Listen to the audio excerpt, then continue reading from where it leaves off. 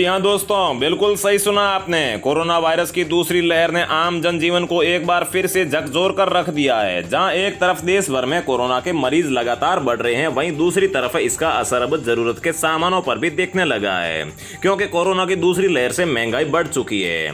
उधर महाराष्ट्र के मुख्यमंत्री उद्धव ठाकरे ने कोरोना महामारी को प्राकृतिक आपदा घोषित करने की है मांग। इसी बीच भारत सरकार और स्टेट गवर्नमेंट ने मिलकर कई राज्यों, शहरों और अलग अलग जगहों पर लॉकडाउन और धारा 144 लगाने का ऐलान किया है। ऐसे में आप लोगों को जान लेना चाहिए कि बीते 24 घंटों में भारत के किन किन शहरों और राज्यों में लॉकडाउन लगा है, धारा 144 लगी है या फिर नाइट कर्फ्यू लगा है। क्या खुला रहेगा, क्या रहेगा बंद, सब कुछ इस वीडियो में जानने को मिलेगा। साथ ही दोस्तों, कुछ राज्यों में पहले ही लॉकडाउन और धारा 144 लागू हो चुकी है। इसी को देखते हुए मजदूरों का पलायन शुरू हो चुका है। मजदूरों के पलायन को रोकने के लिए सरकार ने 3 किलो गेहूं, 2 किलो चावल और 1500 रुपए बैंक खाते में देने की घोषणा की है। इसी को देखते हुए आज हमारे देश के माननीय प्रधानमंत्री नरेंद्र मोदी जी और वित्त मंत्री निर्मला सीतारमण ने लाइव आकर देशवासियों को किया संबोधित। साथ ही कोरोना की स्थिति की समीक्षा की और संक्रमण को रोकने के लिए राज्यों को सलाह भी दी। ज्यादा संक्रमण वाले स्थानों पर लॉकडाउन लगाने और टेस्टिंग बढ़ाने का भी आदेश दिया। और देश में हो गए बड़े बदलाव, लागू होने जा रहे हैं 10 बड़े नियम और साथ ही इन 7 चीजों पर लगाई पाबंदी। लोगों को लगा बड़ा झटका। इसके अलावा मोदी जी ने क्या अहम फैसले लिए, सब कुछ इस वीडियो में जानने को मिलेगा। इसके अलावा गरीब महिलाओं, किसानों, मजदूरों और छात्र छात्राओं के लिए भी इस वीडियो में बड़े काम की और फायदे की खबरें हैं। तो नमस्कार, जय हिंद, वंदे मातरम भाइयों और बहनों, स्वागत है आपका भारत के सबसे बड़े सरकारी न्यूज चैनल पर। तो दोस्तों, टुडे ब्रेकिंग न्यूज के साथ में देश और राज्य की 10 बड़ी ताजा खबरों को लेकर इस वीडियो में हम आपके सामने हाजिर हो चुके हैं। तो दोस्तों, सारी खबरें सिलेक्टेड और आप लोगों के काम की खबरें हैं, इसलिए भाई और बहनों आप वीडियो को शुरू से लेकर लास्ट तक पूरा लगातार देखते रहिएगा। अगली खबर की बात करें तो दोस्तों, देश में 10वीं की परीक्षा रद्द करने और 12वीं की परीक्षाएं स्थगित करने के बाद में अब नीट 2021 एग्जाम टालने का किया गया है ऐलान। तो जानिए कब से होंगे अब ये एग्जाम। इसके साथ ही दोस्तों, महामारी में है महाकुंभ। जी हां दोस्तों, हरिद्वार में अब तक 30 साधु संक्रमित हो चुके हैं और एक साधु की मौत भी हो चुकी है। निरंजनी अखाड़े ने 15 दिन पहले कुंभ को खत्म करने का ऐलान किया है और निरंजनी अखाड़े के इस ऐलान के बाद में कुंभ में हड़कंप मच गया है और शादी में काफी विवाद भी बढ़ चुका है। तो पूरी खबर क्या है, आगे इस वीडियो में जानेंगे। साथ ही उत्तर प्रदेश के सीएम योगी का बड़ा ऐलान, पूरे यूपी में इतने दिन रहेगा लॉकडाउन। मास्क ना लगाने पर 10,000 रुपए तक का देना होगा जुर्माना। इसके अलावा भारत के किन किन राज्यों में मास्क ना लगाने पर कितने हजार रुपए का जुर्माना है, इसकी भी संपूर्ण जानकारी देंगे। अगली खबर की बात करें तो इन राज्यों में वीकेंड कर्फ्यू का हुआ है ऐलान। शुक्रवार शाम 6 बजे से लेकर सोमवार सुबह 5 बजे तक रहेगा सब बंद। तो दोस्तों, किन किन राज्यों में ये ऐलान हुआ है, जानने के लिए वीडियो को लगातार देखते रहिए।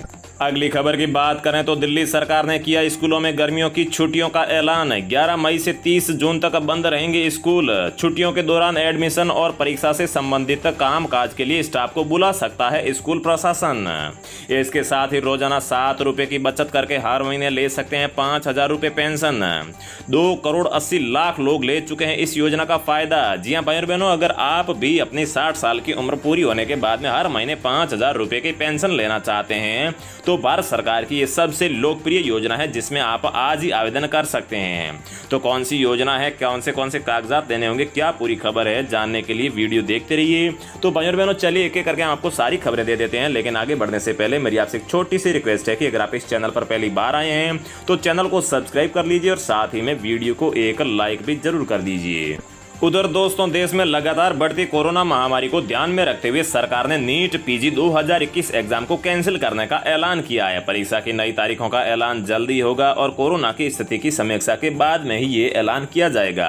केंद्रीय स्वास्थ्य मंत्री डॉक्टर हर्षवर्धन ने गुरुवार को नीट पीजी 2021 एग्जाम कैंसिल किए जाने की जानकारी दी और देश भर के मेडिकल कॉलेजों में पीजी कोर्सेज में एडमिशन लेने के लिए ये प्रवेश परीक्षा 18 अप्रैल को होनी थी।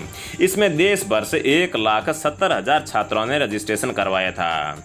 अगली खबर की बात करें तो महामारी में महाकुंभ और यहां पर 30 साधु संक्रमित हो चुके हैं, लेकिन ये तो सिर्फ सरकारी आंकड़ा है। इसके अलावा भी काफी सारे यहां पर लोग संक्रमित हो चुके होंगे। तो दोस्तों, कुंभ मेले के बीच में निर्वाणी अखाड़े के महामंडलेश्वर कपिल देव की गुरुवार को कोरोना संक्रमण से मौत के बाद में साधु संतों की चिंता बढ़ गई है। कोरोना के बढ़ते मामलों को देखते हुए अखाड़ा परिषद के दूसरे बड़े निरंजनी अखाड़े ने 15 दिन पहले ऐलान किया है कि उनके लिए कुंभ मेला खत्म हो चुका है। बता बता दें कि हरिद्वार में अब तक 30 साधु कोरोना से संक्रमित हुए हैं। इससे भी कहीं ज़्यादा लोग संक्रमित हुए होंगे, लेकिन अभी तक सरकारी आंकड़ा पता नहीं चला है। और यहाँ पर कोरोना वायरस के चलते जो ये यहाँ पर हादसा हुआ है, इसके बाद में जो कुंभ के अखाड़े हैं ये आपस में ही भिड़ गए हैं और निरंजनी अखाड़े से माफी मांगने के लिए कहा है। निर्वाणी अणी अखाड़ा के अध्यक्ष महंत धर्मदास ने कहा है कि कुंभ मेले की समाप्ति की घोषणा का अधिकार केवल मेलाधिकारी या फिर मुख्यमंत्री को है। निरंजनी अखाड़े ने बिना किसी सहमति के ऐसा कहकर समाज में अफरा तफरी मचाने का अक्षम्य अपराध किया है। महंत धर्मदास ने कहा है कि निरंजनी अखाड़े को अपने ऐसे बयान के लिए पूरे अखाड़ा परिषद के सामने माफी मांगनी चाहिए और तभी उसके साथ आगे बने रहने पर विचार किया जा सकता है। उन्होंने कहा है कि उसका ये फैसला ठीक नहीं है, क्योंकि कुंभ के बारे में कोई भी फैसला सभी 13 अखाड़े मिलकर करते हैं। अगली खबर की बात करें तो दोस्तों, कोरोना के बढ़ते मामलों को देखते हुए उत्तर प्रदेश की योगी आदित्यनाथ सरकार ने लिया है बड़ा फैसला। उत्तर प्रदेश में रविवार को लॉकडाउन का ऐलान किया गया है। इसके साथ ही मास्क नहीं लगाने पर पहली बार पकड़े जाने पर 1,000 रुपये का जुर्माना और दूसरी बार पकड़े जाने पर 10,000 रुपये का जुर्माना भरना होगा। कोरोना वायरस संक्रमण की दूसरी लहर की चपेट में आने के बाद भी मुख्यमंत्री योगी आदित्यनाथ प्रतिदिन प्रदेश में कोरोना वायरस संक्रमण की लगातार समीक्षा कर रहे हैं। अगली खबर की बात करें तो इन राज्यों में वीकेंड कर्फ्यू का हुआ है ऐलान। शुक्रवार 6 बजे से लेकर सोमवार सुबह 5 बजे तक रहेगा सब कुछ बंद। तो दोस्तों, सबसे पहले बता दें कि राजस्थान में कोरोना की दूसरी लहर के कहर को देखते हुए गहलोत सरकार लगातार कड़े फैसले ले रही है। कोरोना के बढ़ते मामलों को लेकर राज्य सरकार ने गुरुवार को एक बार फिर कड़ा और बड़ा निर्णय लिया है। इसके तहत पूरे प्रदेश में शुक्रवार शाम 6 बजे से लेकर सोमवार सुबह 5 बजे तक कर्फ्यू रहेगा। मुख्यमंत्री अशोक गहलोत ने गुरुवार देर रात अधिकारियों की आपात बैठक बुलाई, उसमें यह बड़ा निर्णय लिया गया। इस बैठक के बाद प्रदेश में वीकेंड कर्फ्यू का ऐलान किया गया है और इस कर्फ्यू में फल, सब्जी, दूध, एलपीजी सिलेंडर और बैंकिंग सेवाओं को भी छूट मिलेगी। इसके अलावा दिल्ली, यूपी और वाराणसी में भी नाइट कर्फ्यू लग चुका है। इसके अलावा मध्य प्रदेश के 5 जिलों में अगले 10 दिन तक संपूर्ण लॉकडाउन रहेगा और जम्मू कश्मीर के 8 शहरी इलाकों में भी नाइट कर्फ्यू लागू हो चुका है। और राजस्थान में तो पहले ही यहाँ पर जो है नाइट कर्फ्यू या फिर वीकेंड कर्फ्यू का ऐलान हो चुका है। इसके अलावा गुजरात के 20 शहरों में भी रात्रि कर्फ्यू चल रहा है, क्योंकि गुजरात में भी कोरोना के हालात काफ़ी ज़्यादा खराब है। महाराष्ट्र और पंजाब के सभी शहरों में नाइट कर्फ्यू का ऐलान हो चुका है और साथ में यहाँ पर लॉकडाउन लगाने की भी कवायद चल रही है। और इधर कर्नाटक के मुख्यमंत्री ने भी आदेश लॉकडाउन के दिए हैं और साथ में कुछ संकेत भी दिए हैं। तो दोस्तों, आप भारत के किस राज्य में रहते हैं और साथ में आपके वहां पर कोरोना के क्या हाल है, आप कमेंट बॉक्स में कमेंट करके जरूर बताइएगा। और कोरोना वायरस की गिरफ्त में आ चुके देश में संक्रमण के मामलों और मौतों की संख्या लगातार बढ़ रही है। दिल्ली, उत्तर प्रदेश, बिहार, मध्य प्रदेश सहित कई राज्यों में स्थिति बहुत ही ज्यादा गंभीर हो गई है। राजधानी दिल्ली में देश में कोरोना का हॉट स्पॉट के रूप में उभर कर आया है और कई राज्यों में अस्पतालों में कोरोना बेड्स, वेंटिलेटर और ऑक्सीजन सिलेंडर की कमी हो चुकी है।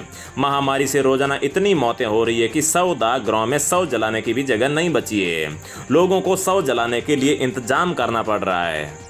अगली खबर की बात करें तो रोजाना 7 रुपये की बचत करके हर महीने ले सकते हैं 5,000 रुपये की पेंशन। 2 करोड़ 80 लाख लोग ले चुके हैं इस योजना का फायदा। जी हां भाई और बहनों, अटल पेंशन योजना कम वक्त में बहुत लोकप्रिय हो गई है। इसकी बढ़ती लोकप्रियता का अंदाजा इस बात से लगाया जा सकता है कि सिर्फ लॉकडाउन काल में 77 लाख लोगों ने इस योजना में आवेदन किया है और अब तक कुल 2 करोड़ 80 लोग आवेदन कर चुके हैं। यानी लॉकडाउन के दौरान लोगों का भरोसा इस सरकारी पेंशन स्कीम पर बढ़ा है। अटल पेंशन योजना में 1,000 रुपये से 5,000 रुपये तक महीने की पेंशन का प्रावधान है। और बता दें कि 18 साल से लेकर 40 वर्ष तक की आयु के लोग इस योजना में जुड़ सकते हैं। अलग अलग उम्र के लोगों के लिए योजना में अंशदान भी अलग अलग है। मसलन 18 साल के हैं तो आपको 5,000 रुपये की पेंशन के मंथली 210 रुपये योगदान देना होगा, यानी महज 7 रुपये का डेली बचत। वहीं 30 साल के हैं तो 577 रुपये मंथली अंशदान देना होगा। अगर आप 39 साल के हैं तो आपको 1378 रुपये यहाँ पर मंथली अंशदान देना होगा।